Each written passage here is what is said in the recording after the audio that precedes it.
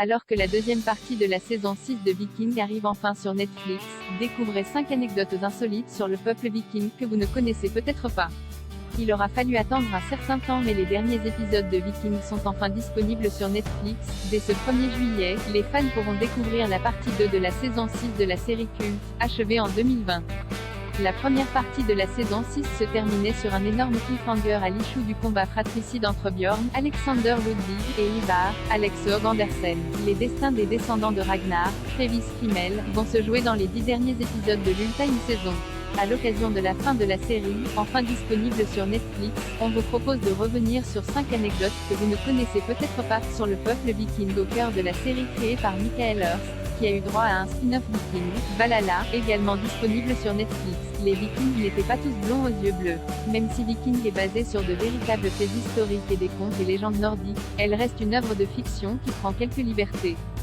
Et l'on voit bien que même les personnages ne correspondent pas à l'image que l'on se fait dans la culture populaire du peuple viking. Et pourtant, de récentes recherches scientifiques démontrent que les Vikings n'étaient pas tous scandinaves ni blonds aux yeux bleus.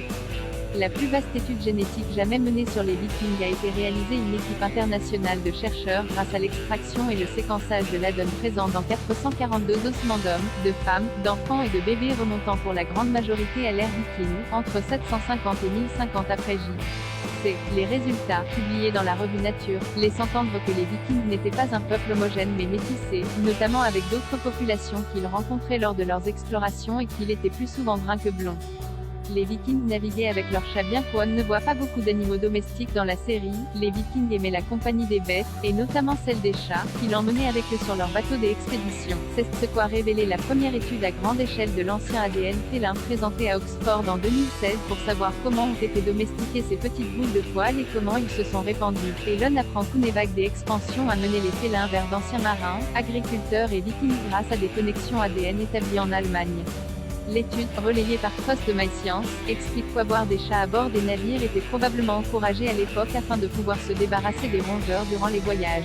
Les Vikings étaient en Amérique avant Christophe Colomb. Non, Christophe Colomb n'est pas le premier Européen à avoir foulé les terres des Amériques. Il a été devancé par les Vikings. Et des scientifiques ont réussi à dater leur présence sur le continent nord-américain, déjà établi dans cette étude publiée dans Nature, de manière plus précise grâce rayonnement cosmique, comme l'a relayé CNews. De cet événement astrophysique inconnu qui s'est produit en 993 est sortie une production continuelle de carbone 14 dans l'atmosphère, dont les traces sont mesurables sur les arbres et leurs cernes de croissance. En analysant un morceau de bois qui provenait de vestiges vikings en Amérique, les chercheurs ont trouvé la date à laquelle le bois a été coupé. Les scientifiques ont ainsi pu déterminer à quelle date le peuple viking était présent sur le territoire, c'est-à-dire en 1021. Les femmes vikings étaient aussi des guerrières. Si Viking peut compter sur des figures féminines puissantes, à l'image de Lagertha, Catherine Winnie, la réalité n'est pas si différente. Une étude publiée dans l'American Journal of Physical Anthropology a fait état d'une sacrée découverte autour d'un tombeau d'un riche guerrier viking, qui était un exemple scientifique et représentait le guerrier viking type. En réalité, le site funéraire ne renfermait pas des ossements d'hommes et de nouvelles analyses ADN ont révélé que la tombe était en réalité occupée par une femme. Cette découverte, on la doit à la bioarchéologue Anna Kjellström de l'Université de Stockholm qui a procédé à un premier examen minutieux des os du supposé guerrier. Elle a été confirmée ensuite par une équipe de scientifiques menée par Charlotte Edelstierna Johnson, archéologue à l'Université des Uppsala, qui ont déterminé que cette femme viking était une guerrière tacticienne et meneuse. Kattegat existe réellement. Kattegat est le lieu de résidence de la famille de Ragnar Lodbrok dans la série Viking. S'il n'existe pas de ville précise de ce nom, il y a bien un lieu nommé Kattegat ou Kattegat, qui signifie chatière en néerlandais.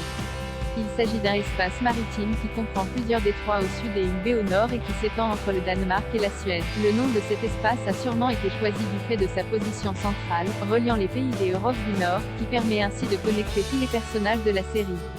Pour des raisons budgétaires, les plans du port de Kattegat ont été tournés à Lorthay, en Irlande, lieu prisé par de nombreux tournages de productions majeures comme Game of Thrones.